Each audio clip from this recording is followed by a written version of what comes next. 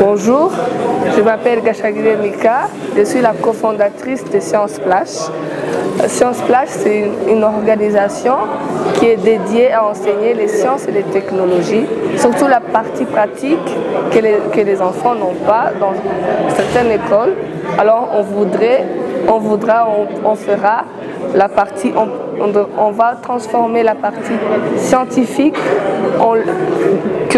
la partie pratique qu'ils apprennent à l'école, en théorie, on va les aider à faire leur pratique. Alors aujourd'hui, moi je suis une scientifique en agroalimentaire et aujourd'hui je suis venue vous présenter les bienfaits de notre kimuri traditionnel. Donc avec les enfants, on va voir les avantages de consommer notre beurre traditionnel par rapport au beurre un peu industriel, les bienfaits nutritionnels et les bienfaits de conditionnement et des bienfaits de conservation.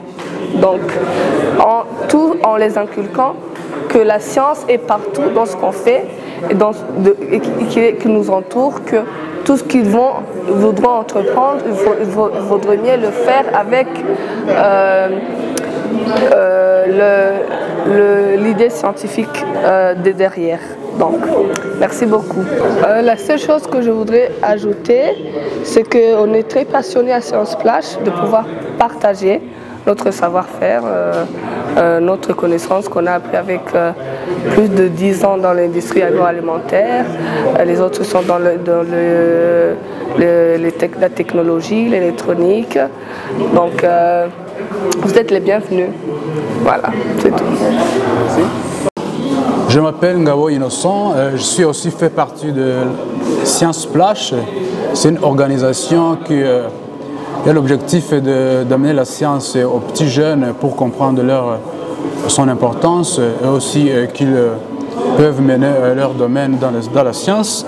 Alors j'ai prévu une présentation à propos des animaux, exploration et imagination des animaux et aussi leurs avantages économiques et écologiques.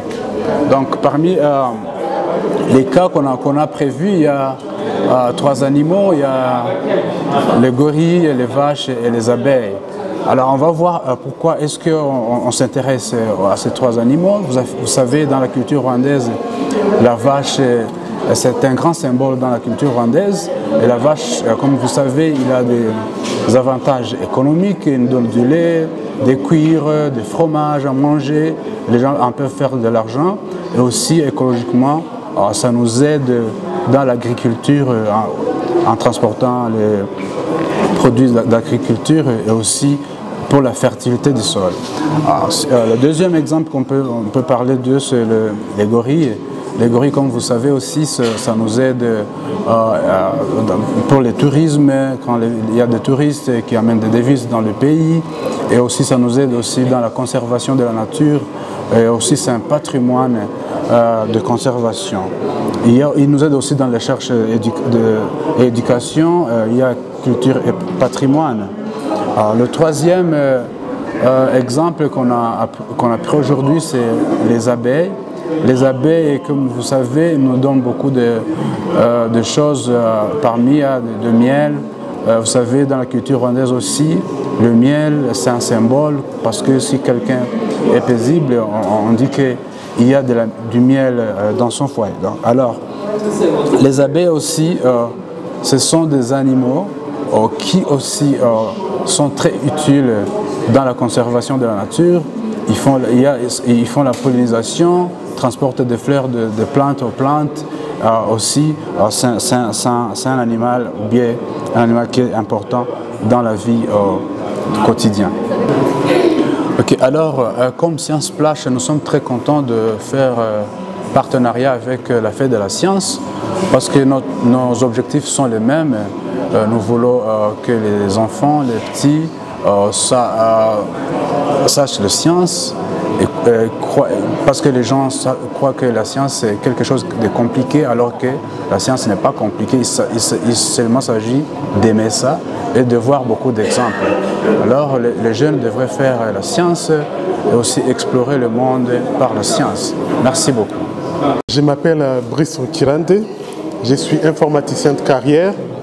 Je travaille pour une agence de promotion en finance, mais je fais aussi partie d'une association scientifique, Science Splash, où notre vocation est de promouvoir la science pour les plus jeunes, et à commencer par le bas âge. Je suis venu présenter ce petit projet, un petit projet de feu de signalisation routière, simple pour les enfants, pour leur faire comprendre les parties qui forment un système de feu de signalisation. Bon, souvent les gens croient que c'est l'électricité et les ampoules, mais ils ne savent pas qu'il y a aussi une partie dédiée à l'informatique qui fait la gestion des feux. Donc cette partie, c'est celle-là qui va contenir le code informatique. Ce code informatique sera à la base de la gestion des feux, comme on va les voir s'interchanger sur les routes.